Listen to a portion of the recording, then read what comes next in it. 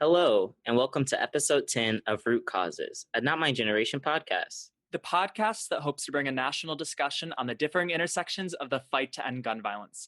This is your host, Elijah Nichols And Addison Moore. from DC. Welcome to Root Causes.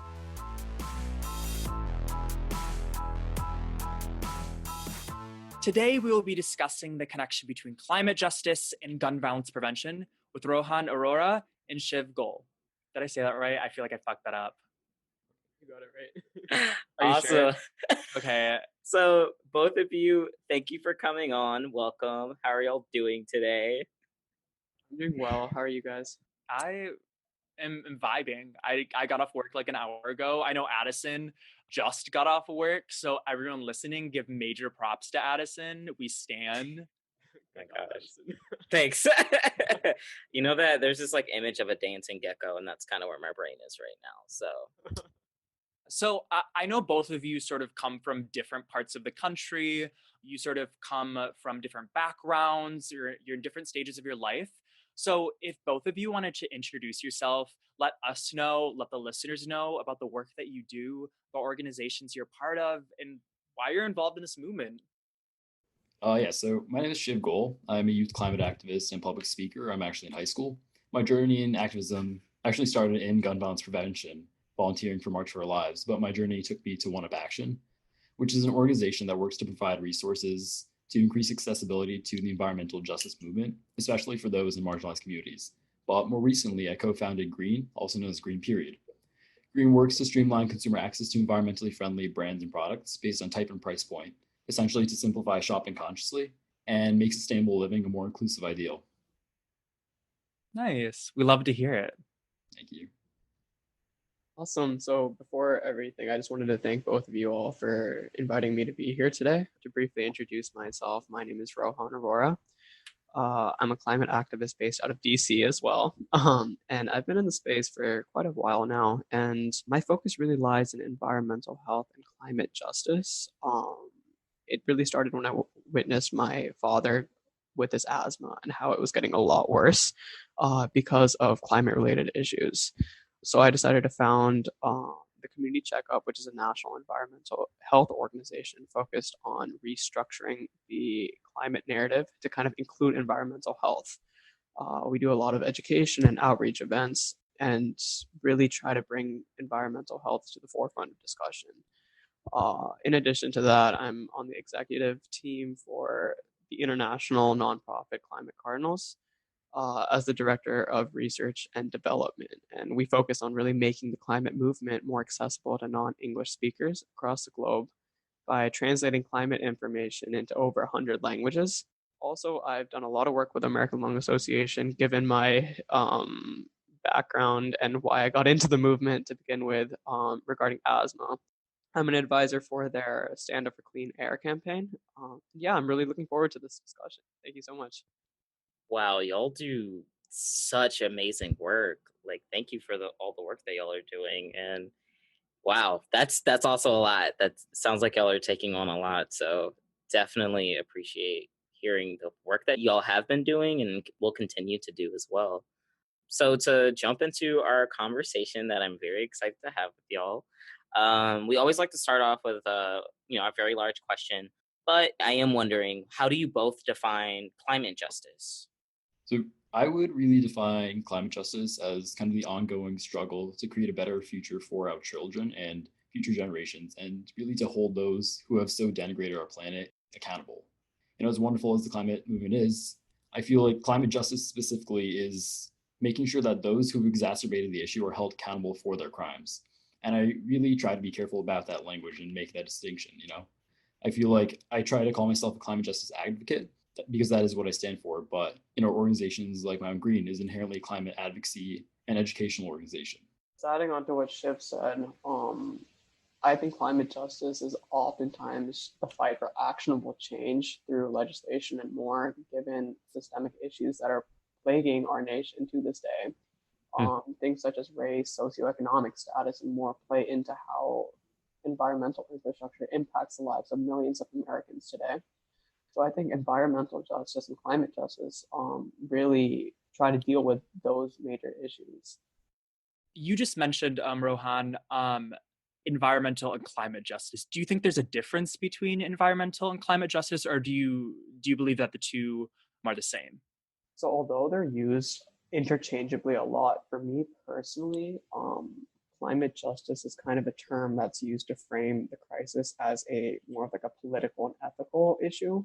And as I said earlier, it kind of like includes the actionable change through legislation, policy, and more. For years, the climate movement has been thought of as something abstract, and that's kind of where my background comes in. But now we're seeing how the crisis really impacts minority communities the most. And I think that's what leads to environmental justice, because environmental justice is really the realization that many of our environmental regulations and policies actually don't really provide fair treatment and engagement of all people. And that promotes issues like minority erasure in the movement and more. I think that's where the line is kind of drawn. I think Rohan, you pegged it there. Really, like the framing of both terms is so incredibly important in how you portray them. I think by definition there should be difference, and in kind of the general usage of it, though, they are used interchangeably. I think there either needs to be a more clear difference between the two terms and the usage, or I think they can be considered one the same. And it's really independent as to an individual's or organization's attempt to use that as a focus. I'm really curious because, like, I guess we sort of hopped into this conversation about like what is climate justice, and a majority of our listeners may know what that means. They may know why we're talking about it in the first place. I'm sure a lot of our listeners know that we have a climate crisis on our hands. I was really curious because, like, we're talking about climate justice, we're talking about the climate crisis, we're talking about environmental issues, systemic racism, and how this all bleeds into one another. But what has led us to this certain point? What has led us to this climate ecological disaster that we are facing today, that we are seeing today? And can we only expect it to get worse? I would really love to hear your take about like what has led us to this reality of the current climate crisis. That's a great question, actually. And I think one of the biggest reasons that I've noticed is because of climate apathy. The reality is the majority of people don't care about the polar bears or deforestation because right now the movement isn't really a movement about actual people. And I think that's the biggest issue. People care about climate change because it'll impact their lives. Yet the bulk of the climate movement for years hasn't actually helped people make the connection between climate issues and impact on their own lives. And I think this starts with education in our schools. As a alumni of one of the number one high schools in America, I can tell you from personal experience, we barely touched on the climate crisis. We just talked about the science of like ozone and stuff like that, and we left it at that. So when the mainstream narrative at institutions that are priding themselves in their ability to develop future leaders isn't actually explaining how the climate crisis will impact us all and lower our quality of life, the result is that people don't take it seriously. And if people don't take it seriously, there's no way that legislators are going to want to make a change because there's no pressure on them at all. And yeah, I think after collaborating with the Lung Association and like making my own org and stuff, I think that's what I really discovered was the reality is people don't care about the issue because they don't know why they should care. I really want to bring this back to 2 points that you mentioned just now, Rohan. I think the two key factors of the past's failures in exacerbating climate change are leadership and education. I think that's also the key to the future. I think the lack of education on climate change meant there really was a lack of leadership in the movement, especially politically. But now that education on the issue is on the rise, if I remember right, I believe it's around 70% of Americans do believe in global warming as compared to like 40% a few decades ago. And New Jersey was actually the first state just recently to mandate climate education in K through 12 learning. And these kinds of developments that we're seeing, in addition to leaders emerging in different organizations focusing on different aspects of climate education, such as Rohan, you're so focused on climate health, or Green is working to promote changes in the fashion industry. I think the emergence of leaders and the emergence of continued focus on education within the climate sector can really pull us out of our ancestors' mistakes and make it so that we're able to have a better future for our children, for the future generations to come. I think one of the biggest issues right now is that we're at a kind of a stage where we are thinking that it can't get worse because the place where we're at is not good at all, to put it simply, right? But I'm optimistic about the future, given, like, as Shiv said, like, there's a lot of developments that are being made. We as like the youth just need to kind of ramp that up and make those changes come a little bit quicker, because we're on a very expedited timeline right now. Mm. Absolutely. I do want to make a point because it seems like a lot of the conversation has been about like climate apathy was just important, but I think there's something before that too, almost.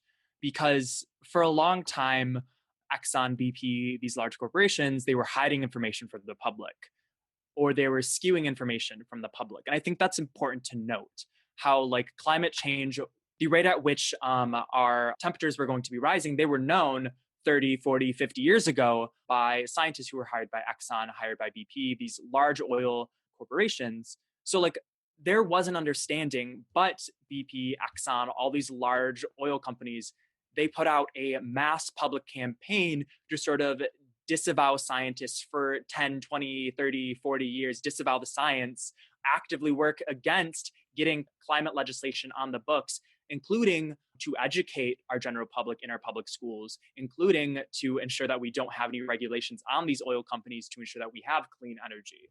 So I think it's important, especially with Not My Generation, when we focus rather less on the individual, on more so on institutions and on larger structures. I think it's important to simultaneously look at both. How, yes, climate apathy is a piece of it, but there was a piece before that that led to the climate apathy. So I just wanted to throw that out there for our listeners and honestly just for this conversation in general. I think you bring up a great point about that. And it's something that honestly we need to bring to the mainstream narrative, because you never get to a problem without a reason. Like, every problem happens for a reason. And in order to actually solve the problem, you need to actually look at the root cause, which is essentially shameless plug to our podcast. But yeah, you need to look at the root causes of everything. Otherwise, you're not going to get anywhere as a society. No, definitely. I think it really brings us back to what we were talking about earlier about how our social justice initiatives are so focused on advocacy, and a lot of times it's lacking in accountability for those organizations that exacerbated those causes, right? A lot of times governments are like, hey, you're an oil company, but you're converting to green energy by like 10%. Here's a pat on the back and $12 million. When we really need to be like slapping handcuffs on people that are making our planet worse and killing trees, killing the environment. Yeah, and poisoning our waters. I come from Michigan, and it's just irresponsible. It's disgusting. I am an abolitionist. However, when it comes to like crimes against the environment, like because like abolition is just it's such a large concept, and with the climate crisis, I find myself in a million different directions. Because we need to make sure that these individuals, CEOs, large corporations, stakeholders in these games like are held accountable to some mechanism. Pay for literally killing hundreds of people and stealing the land of indigenous peoples. I'll just throw it out there for the listeners. Shiv, you mentioned talking about accountability, and it made me think about, especially then Elijah, when you talked about these oil companies. People have made these mistakes for an extended period of time. They're from like ever, essentially, like since the beginning of time, like how many individuals kind of led to the climate crisis that we're in now. I feel like one of the major reasons that people aren't going to be held accountable is just because of money. You can't make money in caring about the environment, and I think that it shows. Thinking about like as a whole, how many instances of like thinking of Flint, Michigan, the reason why the water is so bad is because of money, like to save money that didn't help anyone. It's just like when you think of all these reasons or the why, it seems like it always draws back to capitalism and just people wanting to make money. And apparently, caring about the environment means you can't make money. And it feels like that value of the world and like, not, yeah, the value of the world isn't based off of us caring about the world, but it's based off of how much money can I make out of being here and how much am I able to bring into my own pockets, not even as a collective, not even a community pocket, but like an individual pocket. So I just like wanted to throw that out there as something to think about, based off of a lot of what y'all said through just in the beginning of this conversation. I feel like there's a really interesting concept out there called like environmental economics. And essentially, for listeners out there who may not know about it, is essentially the effects on certain like market driven processes and ideologies and how changes in the environment affect either the stock market or business or consumerism. And so a lot of that at the end of the day does end up being what kind of sustainable practices that individuals and different businesses do follow, right? And so you see companies like Adidas that'll launch like one line of sneakers and partner with an organization like Pollute the Ocean, release a line of like sustainable sneakers or clothes made of recycled ocean plastic, and then continue to use sweatshops for the rest of their clothes. And it's like, at what point does a company become worthy of, I guess, calling it sustainable? Where can that line be drawn between, is this company worth my money? I think adding on to Shiv's point, it really begs the question. It's like, do these companies really even care? Like, they keep advertising, oh, we're all about sustainability. Oh, we care about this cause. We care about that cause. When the reality is, like, their actions are showing the exact opposite. And I wanted to actually bring up a point that Addison brought up with a specific example that I was just shocked to hear. And it's something that like a lot of people don't even know about. But the Danka plant in Baton Rouge, known as Cancer Valley, because of one chemical plant, basically the entire town has cancer now. And that's just unfair. That just shows that, like, where's the corporate responsibility at that point? Like, where are these regulations that the government is supposed to be protecting the citizens of the United States? Where is the government, right? And like, there's an argument for small government and stuff like that, which is totally fine. But then corporations also still have to step up to the plate. You can't have both ways. You can't have small government, like corporations just not being sustainable at all. Like, that just, it doesn't add up. You have to have either of the two of them in order to actually be sustainable and make actual change. I think about when we talk about accountability, it's often coming from this lens and from this infrastructure that we are currently working within. And I think sometimes like youth organizers, especially when like in my experience at least, and when I was younger, I felt like I had to work within the system rather than attempt to reimagine what something could be like. What a world without the commodification of water, where we didn't privatize bottled water so people could get the water to their homes for free, or commodification of the land, of health, of movement. It seems that like at the root causes, another shameless plug, we come to this idea that environmentalism cannot sort of exist within this framework because of that lack of accountability, but also because like our whole entire society has been about the commodification of X, Y, and Z, and how can we market it to produce some sort of capital, when in reality, something like water is something that everyone needs. It's not going to be something, or it shouldn't be something that you can make money off of. So I appreciate this conversation, because I think this conversation that we're having right now, like, it seems like we're trying to like have this balancing act of simultaneously sort of having this discussion about like what does accountability look like in these current infrastructures, but also simultaneously understanding that these structures, that these systems weren't based in climate justice. They weren't based in the radical idea of love and communal care. They were based in this idea that we have to make money. But why? Why do we have to have a price on something? But I guess that's just the classic leftist coming out in me. I just want to say thank you, sort of like engaging in this space, like Addison, Shiv, Rohan. Like, thank you all for sort of having this conversation, because I wish more young people would have this conversation. And I will say that we do it much more than our elders do. Much, much more, unless we wouldn't fucking be here, yet we are still here. I just want to throw that out there, not gonna lie.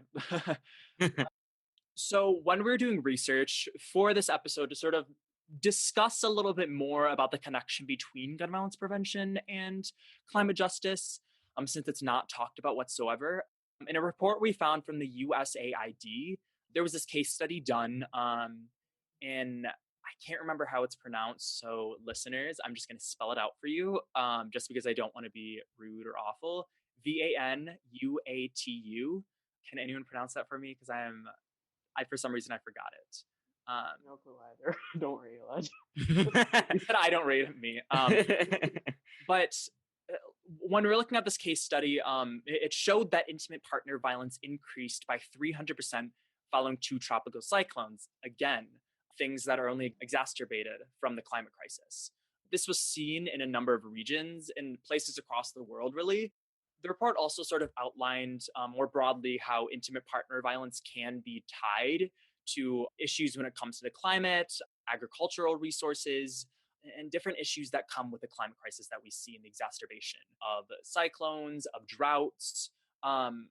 Because we see individuals, specifically men in power, they feel as if they have to have a sense of control over these scarce resources, which then leads to physical violence as a means to do so. We see a lot of the time with climate justice movements, especially around the world, we see a lot of climate and land defenders. We see these individuals being murdered, frankly. Indigenous women at a rate that is insane because of things like the burning down of forests. We see things like how we have really like broken indigenous land. We've broken this land with pipelines. And I was really curious because we did all this research and we know there's a connection between all these systems of oppression, and it's a big, big subject. And it's not something we can solve in this podcast. But I was just curious, from a gun violence prevention organizer standpoint, as myself, I wanted to know from climate organizers, from both of your perspectives, because obviously you don't speak for the whole movement, where do you sort of see some of these other lines, whether it be about systems, whether it be about individuals, whether it be about communities? Where do you see this connection between the climate justice movement and the gun violence prevention movement within the United States? I think that's an amazing point, Elijah. Really, where intersectionality of the climate movement comes in. Another line of connection that I would want to draw between the climate justice movement and the gun violence prevention movement is about environmental instability. And that's something that I've studied in academia, I've seen through my organizing. But I'd argue that environmental instability caused by environmental injustice, especially in poor communities, inner cities where indigenous people live, leads to more aggression and gun violence. And when we talk about the gun violence prevention movement, I think it's important to first also address why exactly is gun violence so prevalent. And I think that's exactly what your background is about. And I think there's a lot of factors for this, ranging from like accessibility to firearms, socioeconomic status, mental illness, and more. But I think one important connection between the two of these is how climate injustice has been shown to contribute to higher levels of gun violence as a whole. And there's been a lot of studies about why it's so common in inner cities specifically, and a lot of this stems from minority distrust of a lot of these governmental institutions. And this goes to what Addison brought up earlier: is where's the government regulation and stuff, right? So I think like with the Black Lives Matter movement recently, we see that Black people, indigenous people, people of color, they don't trust the institutions anymore, within good reason.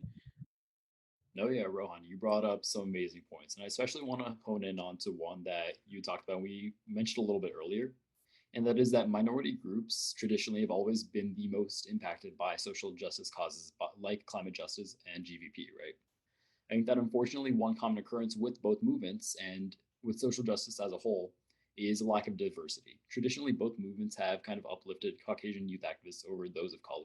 And like, to clarify, the work of these incredible individuals can never and should never be denigrated. They're amazing proponents of the movements, of the causes that we all care about.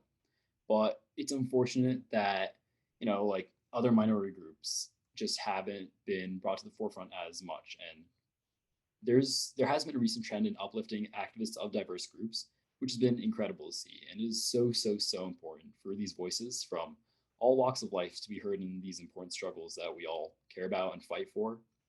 And I really do hope that it's kind of not just a fad, right? And I really believe that real change is just over the horizon. And Rohan, I think your work with Climate Cardinals specifically has been so helpful to make the fight more inclusive. It's like major props to you and your organization, your team for all that you do there, right? You brought up a point about how it's kind of been perceived as a fad, especially recently, considering the Black Lives Matter movement has become a lot more prevalent in terms of media coverage. One thing I wanted to bring up was I actually recently heard that Instagram was trying to during their verification process for certain creators, and they're prioritizing organizers for Black Lives Matter and stuff like that. And that's amazing because we really want to amplify these voices. But what my concern is after the media coverage is over, right? The media always has a cycle, right? After this media coverage is done, what's going to happen then? Are we going to go back to what was the previous norm, where it's only, like as Shiv said, like only Caucasian activists that are brought to the limelight? Because I think in order to actually make sustainable and long lasting change, we need to actually change how we perceive and kind of go about with our daily processes and stuff, because otherwise we won't be able to make any change. Y'all have said a lot of amazing things, especially drawing these connections between different movements and really highlighting how it's usually marginalized individuals who are impacted by the negative impacts that our climate has right now. And also how, along with that, we notice that those same groups are also heavily impacted by gun violence prevention. Because I think that climate justice is seen as a very white movement, and it is very much seen as a movement that is save the turtles and don't use plastic straws, when it's really more than that. Like thinking of a lot of the points they all brought up, because I live in DC and I live in Anacostia, which is the most underfunded part of the city, even though it is one of the largest parts of the city as well. And if you just cross over the Anacostia River, it's a drastic difference in how people treat the environment. Living in Anacostia, I think I have one grocery store, and they don't even have the best produce. And just thinking about it, it's like when I hear people talk about, eat better, do all these things, it's like, how do you expect people to live and nourish themselves in areas that don't give them the space to do that? The only place I think I can possibly buy fruit or vegetables from are corner stores. But why buy fruit and vegetables when there's chips, there's juice, when there's these foods that are cheaper and easier to fill me up, right? And thinking about a lot of these connections, especially like living in it, it's very interesting to see that, because I can't go to a grocery store, and I think it's these issues that we're talking about are even more exasperated by the pandemic. Like, just frankly, the fact that we see Black and brown individuals being impacted the most, but they're also the ones getting access to testing the least. And thinking about the fact that even though we are in a pandemic, gun violence is still very prevalent. It just shows that there's these things that are really connected. Thinking about like these places where people have to go to work, these places where people have to coexist. In the areas of the country where people in cities have to live, specifically low income folks, there's not really a safe way to socially distance because you're around people all the time. And if we're supposed to be ensuring the safety of us and others, how can you do that when the place that you're set up in, the place that you're supposed to be in, it was never set up for you in your community to be well in the first place? And I think both of these movements really show how, try not to say root causes, but it's gonna have to happen. No, but I think that it also just shows how much, thinking of racism, it's prevalent in a lot of movements, and we see how thinking of these racist institutions, in the way that they've been able to function in all of this time, it's usually at the cost of Black and brown bodies. And in America specifically, here it feels like, that cost is worth it. It's like the money people make, the way that people are approaching climate justice, specifically those who are approaching it from a very like upper class or white lens, um, that just shows that people aren't really understanding of just how much these other institutions that we're talking about kind of pop up in these other movements. Like thinking the fact that, Rohan, you mentioned Black Lives Matter movement. It's like, who would have thought that Black Lives Matter would have been included in a conversation about climate justice? But it just goes to show that just how, even if we don't notice it, there are so many different connections between these movements, and how they really show up, and in the way that I see it in America. And I think that all of you have brought really amazing points about these connections, and I'm really thankful to hear these different perspectives as well, because I definitely think climate justice is not talked about enough, and people don't really get a chance to understand what it really means, as a movement, and what it means to do that work, and how it can look in just like everyday life. I think it's really, really, really, really critical, to the extent that I can as a white man. I think it's really critical that we pinpoint why Black lives are seen as so expendable within the United States, whether it comes to environmental issues, whether it comes to police violence or institutional violence, like the lack of housing resources, lack of access to clean food and water, and healthy environments. And I think it comes down to the commodification and the price point that have been put onto Black individuals since day one the United States was created. Um, because colonizers came here, they brought slaves from Africa. They enslaved indigenous peoples. They enslaved, of course, white individuals. Like, I can't be a historical. There was white individuals who were enslaved. However, the vast majority of these folks were Africans, were indigenous folks. So since day one of the creation of the United States, there's been a price point. There has been individuals, whether they are indigenous, Black, brown, in any way, shape, or form, have been commodified. Their body, their labor, they have been viewed as cheap labor. And I think it's so, so critical when we are looking at environmental injustices, when we are looking at gun violence. A lot of it does come back down to the commodification of human life we have put into play. Obviously, not us as individuals, but my white colonizer ass ancestors. They were the individuals to create the system. And I really want the listeners to know, I want all of us to know in this circle that we sort of have to dig deep. And we have to look at the history behind everything. Because if we're not acknowledging the history, we're not going to tackle these issues of environmental injustices, of gun violence, and the different ways it impacts marginalized communities, specifically Black and brown and indigenous communities. So I really appreciate whenever we can have this conversation, because any time that there is this conversation about gun violence, about climate crisis, this is the conversation we should be having. Because if we're not having this conversation, like I said, like all of us have said, none of this is going to get solved. And we know that it can get solved. Like, we're young, we're fucking hopeful, we're living our lives because we know that a better world is possible. I guess we've talked a little bit about like how climate justice and how environmental justice, how gun violence prevention, how these things are all sort of intermingled. I'm really curious, from the perspective that you two can bring, how can we ensure that we have meaningful conversations about the impact of climate justice on gun violence or prevention efforts? Seeing as how it's not talked about really at all, and this is one of the first places that I've heard it talk about. How do you think we can have this more meaningful conversation? I think the only way that we as a society can really have meaningful conversations about intersectionality and the impact of climate justice on gun violence and really promoting these prevention efforts is through education. At the end of the day, the reality is, although people in our space know about these issues and the intersectionality between these issues, the bulk of America still doesn't know about it. And the reality is, the only reason most people even see the link between the two movements is because they may already be in the movement, as I mentioned. The people that are organizers should focus on educating not only our legislators, but also the laymen who may not see either of these crises as issues, especially if they're of privilege. As Addison said, if they're not impacted by the issue, they're not going to see the issue at all. So I think one of the major determinants of both the GVP movement and the climate justice movement is kind of failure to engage with the other side.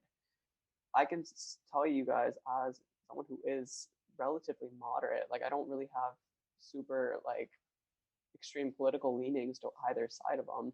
I think one of the biggest issues we've reached is a culture of we're like isolating ourselves into our own bubbles, where it's like liberal people talk to only liberal people, conservative people only talk to conservative people, and then moderates just talk to moderates and they're just confused about what to do, right? So I think that's never how change is made. A liberal person might have to talk to a conservative person, even if it makes them furious, even if it makes their blood boil, because that's just part of it. Like, no change happens easy. Like, that's the reality of it. So in order to make actual change, organizers can't just engage with people that agree with them. And we've kind of gotten into like a competition where it's like, for like on the liberal side of it, who can be the most liberal, who can like who's the most like hip to like the like or who's most woke or whatever, and then on the opposite side, who's the most like conservative and stuff like that. So we need to really have meaningful discussions in a non-confrontational way with people on other sides. And I noticed that if you approach people sounding, I don't know what the best word for this would be, but like preachy. If you sound preachy when you talk to people, no one's going to want to listen to you. You really need to engage in civil discourse and thoughtfully address the other person's standpoint. And that's the only way that real long lasting cultural and legislative change will occur. One thing you said really, really struck me, and that was that change never comes easy. And, as activists, for the four of us, we all have the same goal inherently, and that's to improve the system so that we can benefit the public as much as possible. And the system is built to govern the people, right? Unless all aspects of that system are being reformed, inevitably the system is a failure. Systems are built to govern people, and they're built as such for the benefit of the people. If we have climate justice and people are still dying by gun violence, then we still have injustice in the system, right? We have to advocate for change for all these issues simultaneously, or else we can never really have a system that works by the people and for the people. Our Constitution states that directly. Like, the government is built to govern the people and governed by the people. We have a democratic system so that we're able to elect officials for a voice to be heard. But all those voices need to be heard. And it really does bring us back to the focus on intersectionalities and educating people by promoting conversations on these issues, right? If people aren't as aware about all the aspects of how Americans are being affected in their day-to-day lives by certain decisions of the government, and if we aren't really seeing all sides to these matters, we're failing the government, we're failing ourselves. That's spot on, Shiv. I just wanted to bring up another point based on what you said, Shiv, because it just sparked something right now. But I think you brought up a point about how if we have gun violence and we're saying that we've solved like we have climate justice and stuff, the reality is the climate isn't just trees, it isn't just bushes, it's not just like it's manufactured environment is also a thing, right? And Addison, you brought that point up earlier in the podcast where like a lot of people live in food deserts. That's still part of someone's social environment. That's still part of the environment. So like climate justice, environmental justice should encompass all of that. All those social inequities, everything is encompassed within climate justice, environmental justice. And that's really how we promote that intersectionality between the two movements. And that's when we can actually see, are we making change? And if so, to what degree? And how should we proceed, basically? I know for me as an organizer, it's always trying to ensure that we're really seeing stuff from an intersectional lens. So I do appreciate you both really talking about that and really giving our listeners and us and really a better understanding, even or more of an understanding of the ways that these connect as well. Because we all know in certain ways, but it's always amazing to hear it from other people and really getting other folks' perspective on the work that we're all in some sort of way doing together. So yeah. And we've had a really amazing conversation. You all have had brought up some really amazing points. And, not my generation, we often speak about the ways in which we can combat gun violence on a daily basis, right? But how can we begin to engage in combating the climate crisis on a daily basis? Yeah, that's a great question. I think that there's this misconception that in order to be an environmentalist or to combat the climate crisis, you need to make such significant lifestyle changes like going vegan or replacing all your straws with metal straws. But the reality is far from that. For too long, the climate space has been reserved for those of privilege, and not many people can actually make these changes, especially if you're someone of a lower socioeconomic status or living in a food desert or you're a minority. Uh, it'll be like a huge turnoff and it'll reinforce stereotypes if that's what the narrative that we're advertising as activists to these people that are already struggling. They're really struggling to make ends meet. You can't just tell people to like, oh, replace like buy a $10 metal straw and it'll solve the climate. That's not how it works, right?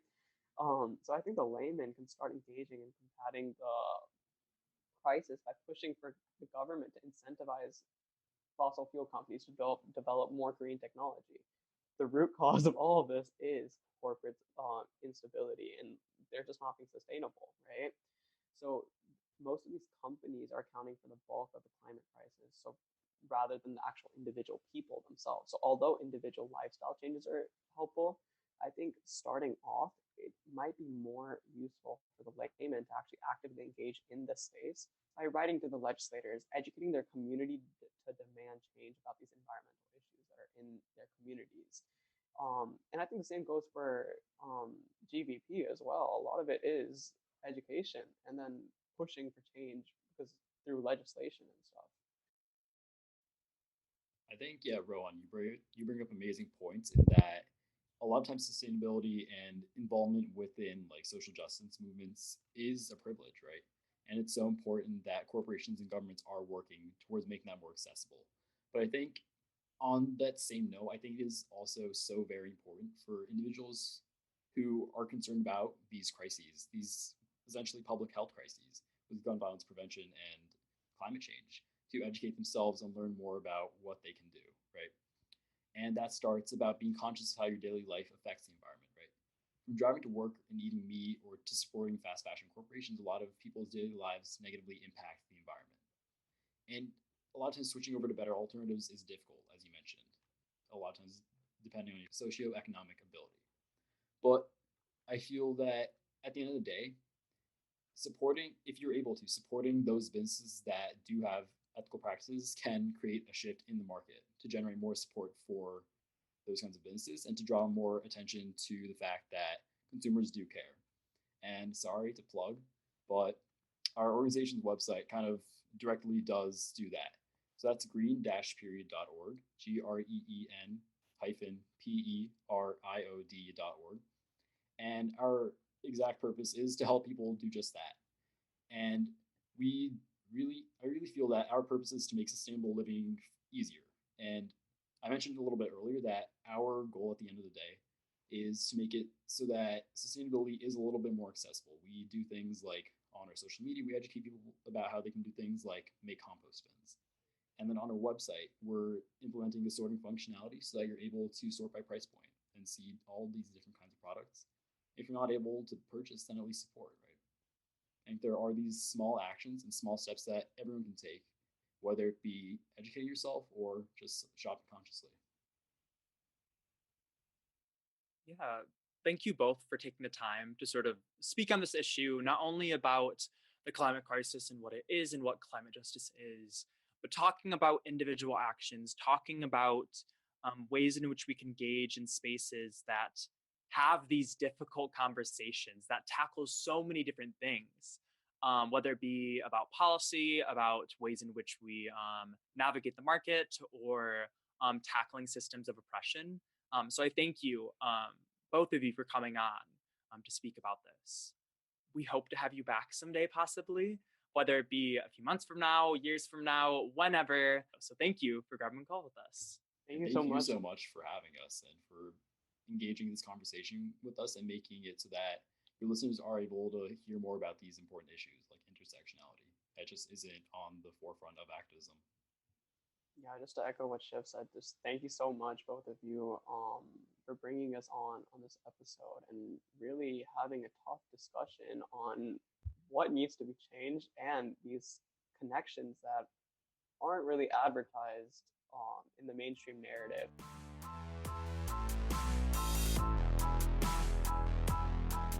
Thank you for listening to episode 10 of Root Causes, a Not My Generation podcast, where we discussed the connection between climate justice and gun violence prevention with Rohan Arora and Shiv Goel. Please join us next Tuesday for an episode on mental health, gun violence, and reforms. In solidarity, Elijah Nichols, Addison Moore, Rohan Arora. Shiv Goel.